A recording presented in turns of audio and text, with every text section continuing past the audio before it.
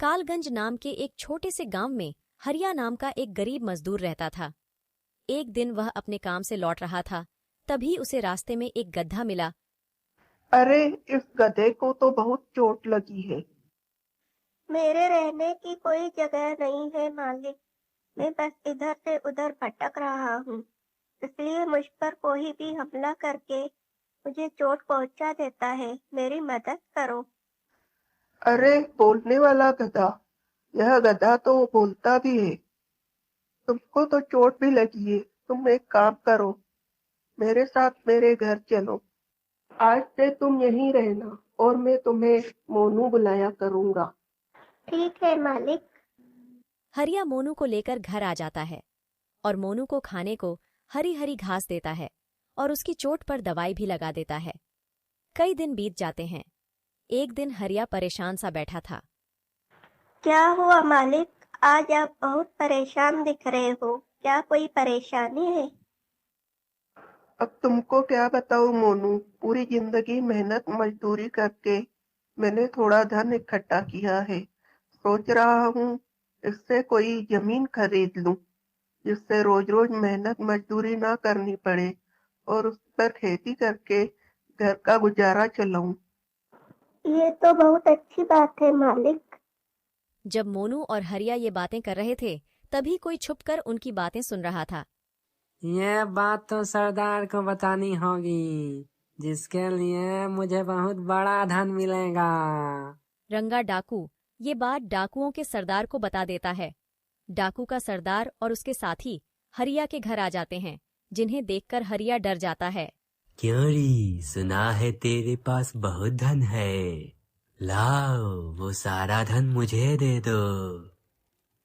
नहीं, वो मैं तुम्हें नहीं दे सकता। वो मेरा मेहनत से कमाया हुआ धन है। देना तो पड़ेगा, वरना तुम्हें और तुम्हारे इस गधे को हमसे कौन बचाएगा। तभी मोनू गधा जोर जोर से हंसने लगता है, जिसे देख सभी डाकू हैरान हो जाते हैं। बोलने वाला गधा, तू ऐसे क्यों हंस रहा है गधे? आज खाने को चारा नहीं मिला क्या? मैं तुम डाकुओं की मूर्खता पर हंस रहा हूँ। क्या मतलब? हम कुछ समझे नहीं। वाह मालिक, क्या एक्टिंग की है डरने की। इन लोगों को तो सच में यकीन आ गया है। गधे, साफ साफ बताना क्या कहना चाहता है। ठीक है, बताता हूँ। धन मेरे मालिक ने कमाया नहीं है, बल्कि चुराया है। वहाँ ऐसा और भी खजाना है। क्या तुम सच कह रहे हो? मुझे भी चाहिए। बताओ, वो कौन सी जगह है? बताना तो नहीं चाहता था, पर बताना पड़ेगा, वरना तुम हम लोगों को मार दोगे। यहाँ से दूर पुरानी घाटी के पीछे एक बड़ा सा पेड़ है। वहाँ आसपास तुम खुदाई करना, वहाँ खजाना निकल जाएगा। ठीक है, ये धन तुम ही रखो। हम जाते हैं खजाना लूटने। हा हा हा हा हा। इतना कहकर चारों डाकू मोनू की बताई हुई जगह पर चले जाते हैं। अरे वाह मोनू, तुम तो बहुत ही होशियार हो। तुमने आज मेरी इतनी बड़ी मदद की है। मैं तुम्हारा यह एहसान कभी नहीं भूलूंगा। नहीं मालिक, मैंने तो बस आपके वफादार होने का फर्ज निभाया है। मदद तो आपने की थी मेरी, मुझे मेरे पूरे टाइम पर अपने पास रखकर। हरिया मोनू को शाबाशी देता है और वो चारों डाकू पुराने घाटी के पास बने पेड़ के पास पहुंच जाते हैं। मेरे तीनों डाकुओं, खोदो इस जगह को। हमें इतना धन चाहिए जिसके बाद हम सालों बैठकर आराम से खाएं। ठीक है सरदार। उन लोगों ने खुदाई शुरू कर दी।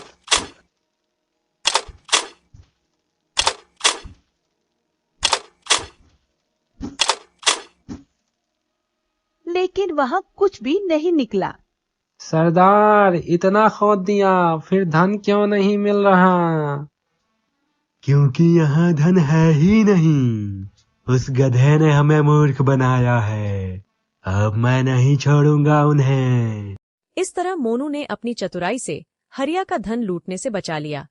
फिर कुछ दिनों के बाद हरिया गांव के जमींदार से कम दाम वाली एक जमीन खरीद लेता है। मजा ही आ गया, धन भी मिल गया और वो बंजर जमीन से पीछा भी छूटा। अब हरिया जिंदगी भर मेहनत करेगा, फिर भी फसल का नाम निशान तक नहीं आएगा उस बंजर जमीन पर। हरिया उस जमीन पर फसल उगाने के लिए बीज बो देता है, पर बहुत दिनों तक भी उस पर फसल नहीं उगती, तो हरिया बहुत दुखी हो जाता है। मैं तो बर्बाद हो गया मोनू। अपनी सारी जमा पूंजी लगाकर मैंने यह जमीन खरीदी थी, पर उस जमींदार ने मुझे धोखे से यह बंजर जमीन थमा दी। अब क्या करूं? मेरे पास तो अब कोई काम भी नहीं है। फसल तो उगेगी मालिक, बस थोड़ी सी अकल का इस्तेमाल करने की जरूरत है। मैं जैसा कहता हूँ आप वैसा वैसा करते जाओ। हरिया ने बिल्कुल वैसा ही किया। उसने एक बार फिर बीज बोए और वह दिन भर खेत में जी तोड़ मेहनत करता था, और कुछ ही दिनों बाद हरिया की बंजर जमीन पर फसल लहराने लगी। यह देख हरिया और मोनू बहुत खुश हो गए। यह तो कमाल ही हो गया। यह कमाल तुमने कैसे किया? मुझे भी तो बताओ। नहीं मालिक, कमाल की कोई बात नहीं है।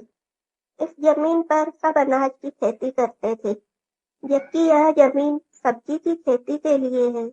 इसलिए जब आपने इस पर सब्जियों के बीज बोए तो उसकी फसल अच्छे से तैयार हो गई। तुम तो सचमुच बहुत ही होशियार हो। तुमने मेरी कितनी बार मदद की है। तुम्हारा दिल से शुक्रिया। देखते ही देखते हरिया के दिन बदलने लगे। उस जमीन से हरिया गांव का सबसे अमीर किसान बन गया। एक गांव में रामधन नाम का किसान अपनी पत्नी सरला के साथ खुशी खुशी रहा करता था। रामधन बहुत ही मेहनती किसान था। वो अपनी खेती में मन लगाकर काम किया करता था। ऐसे ही दिन बीत रहे थे। अच्छा सरला, मैं खेत पर जा रहा हूँ। तुम दोपहर को खाना लेकर खेत पर आ जाना। ठीक है जी, आप जाइए, मैं दोपहर को खाना लेकर खेत पर आ जाऊंगी। फिर रामधन खेत की ओर चला जाता है और खुदाई का काम करने लगता है। फिर थोड़ी देर बाद उसी गांव का अमीर सेठ रामधन के पास उसके खेतों में आता है।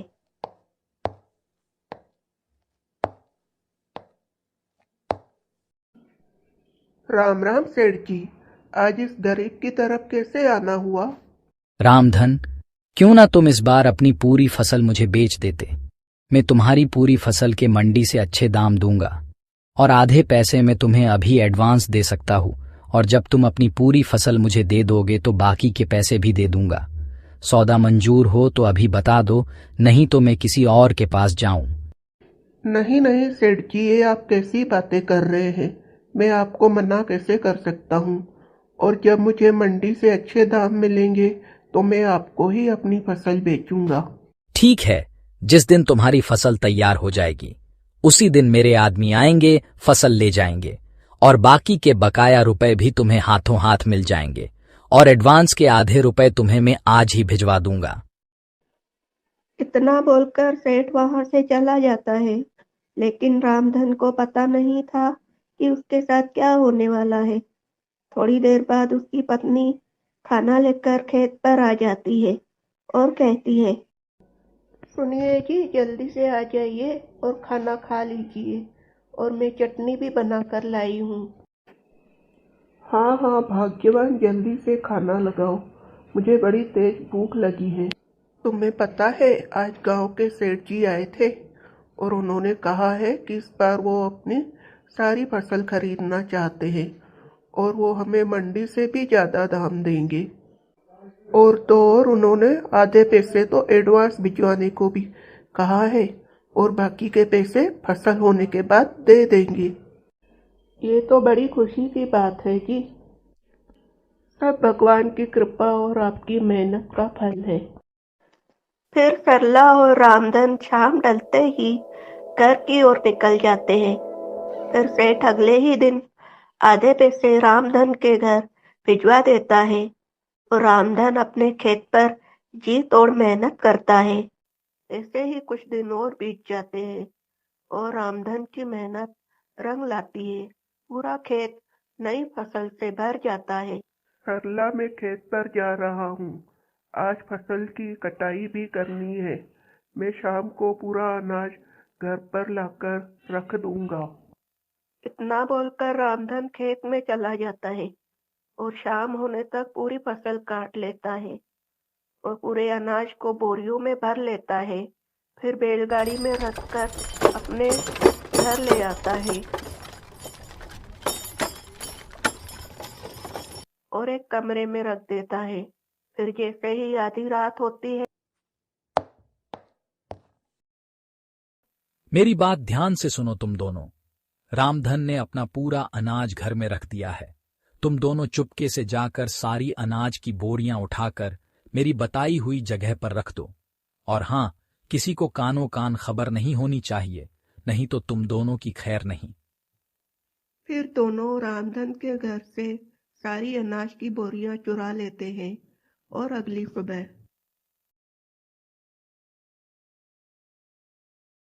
अजी, सुनते हो? जल्दी उठो, अब क्या सोते ही रहोगे? ये देखिए क्या हो गया। अरे भाग्यवान, क्या हो गया? क्यों इतना चिल्ला रही हो सुबह सुबह?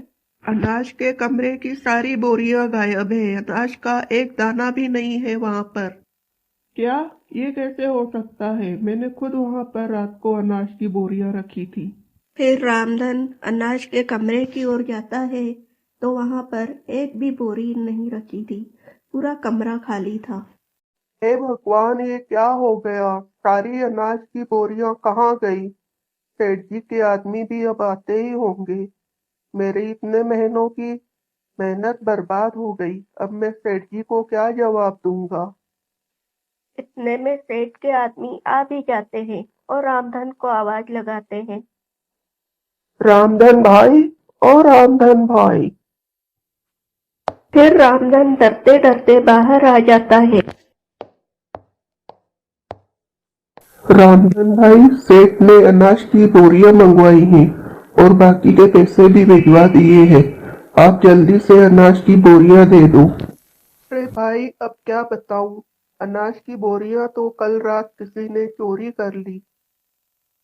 ये क्या बोल रहे हो रामधन? ये सुनकर सेठ जी बहुत गुस्सा हो जाएंगे। तुम उनका गुस्सा नहीं जानते हो। चलो, अब तुम हमारे साथ चलकर ही उनको ये सारी बातें बताओ। फिर रामधन सेठ जी के आदमियों के साथ चला जाता है। क्या हुआ रामधन? फसल अभी तैयार नहीं हुई क्या? तुम लोग खाली हाथ क्यों आ गए?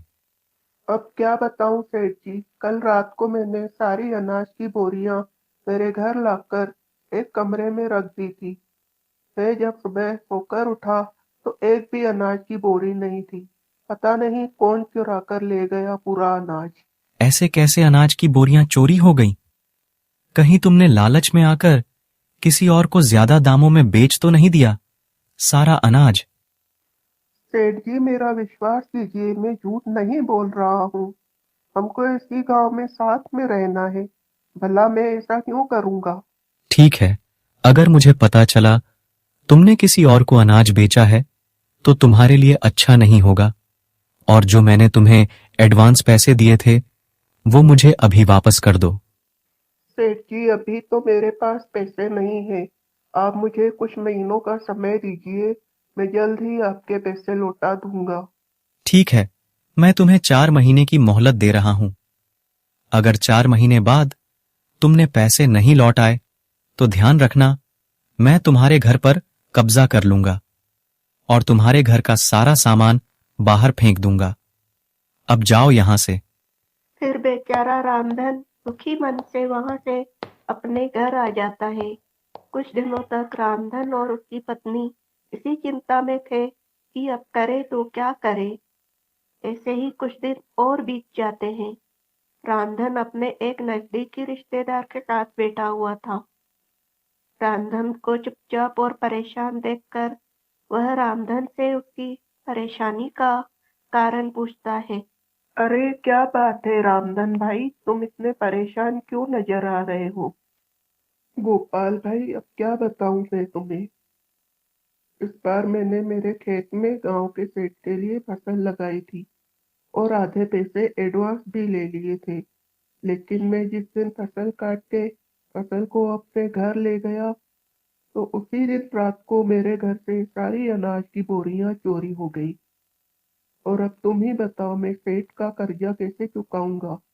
मेरे पास तो अब घर खर्च के लिए भी पैसे नहीं हैं और अगर मैं उसका कर्जा नहीं चुका पाया तो वो मुझे घर से निकाल देगा। अरे मेरे भाई क्यों तुम इतनी चिंता कर रहे हो? तुम फिर से खेती करो और इस बार तुम प्याज की खेती करो। प्याज की मांग तो 12 ही महीने मंडी में रहती है और मैंने सुना है अभी कुछ दिनों में प्याज की कीमत भी बढ़ने वाली है। और प्याज की फसल में मेहनत भी कम लगती है और फसल भी जल्दी तैयार हो जाती है। तुम्हारा सुझाव तो बहुत अच्छा है गोपाल भाई, लेकिन मेरे पास इतने पैसे भी नहीं है कि मैं प्याज के बीज लेकर प्याज की फसल उगा पाऊं। ठीक है, मैं तुम्हें कुछ पैसे दे देता हूँ, उससे तुम बीज खरीद कर लाओ और जब तुम्हारी फसल बिक जाए और सेठ का कर्जा भी अदा हो जाए तो उसके बाद तुम मुझे लौटा देना। धन्यवाद मेरे भाई, मेरे अजीज, मैं तुम्हारा एहसान जिंदगी भर नहीं भूलूंगा। इस तरह गोपाल के दिए हुए पैसों से रामधन प्याज की खेती करने लगता है और कुछ ही दिनों में प्याज की फसल से पूरा खेत भर जाता है। फिर रात में सेठ रामधन के खेत की तरफ आता है और हैरान हो जाता है। मुझे लगा था ये कुछ नहीं कर पाएगा और 5 महीनों बाद इसका घर हथिया लूंगा, लेकिन इसने हिम्मत नहीं हारी और प्याज की खेती कर डाली। लेकिन कोई बात नहीं, अब मैं इसकी फसल को जला दूंगा जिससे ये मेरे पैसे चुका नहीं पाएगा और मैं कुछ दिनों में इसके घर पर कब्जा कर लूंगा। तभी रामधन वहां आ जाता है और सेठ को अपने खेत पर देखकर वह सोच में पड़ जाता है और सेठ से पूछता है। अरे सेठ जी, इस वक्त आप यहाँ पर क्या कर रहे हैं? अरे कुछ नहीं, मैं इधर से गुजर रहा था तो सोचा तुम्हारा खेत भी देख लूं। अच्छा, मैं अब जाता हूं। सेठ को इस तरह हड़बड़ाकर जवाब देते हुए देखकर रामधन को दाल में कुछ काला लगता है। फिर उस दिन वह पूरी रात अपनी फसल की रखवाली करता है। फिर अगले दिन पूरी फसल काटकर मंडी में बेच जाता है, जिससे उसे काफ़ी अच्छी रकम मिल जाती है। फिर रामधन सेठ का कर्जा चुका देता है और अपने दोस्त गोपाल के भी पैसे लौटा देता है और उससे कहता है। गोपाल भाई तुम्हारा धन्यवाद, तुमने मुझे सही रास्ता दिखाया और मेरा घर परिवार बचा लिया। नहीं भाई नहीं, ये सब तुम्हारी मेहनत और ईमानदारी का फल तुम्हें भगवान ने दिया है। फिर दोनों एक दूसरे को गले से लगा लेते हैं। सच ही है, 100 चापलूस दोस्तों की जगह एक अच्छा और ईमानदार साथी हो तो इंसान जीवन की सब कठिनाइयां पार कर लेता है।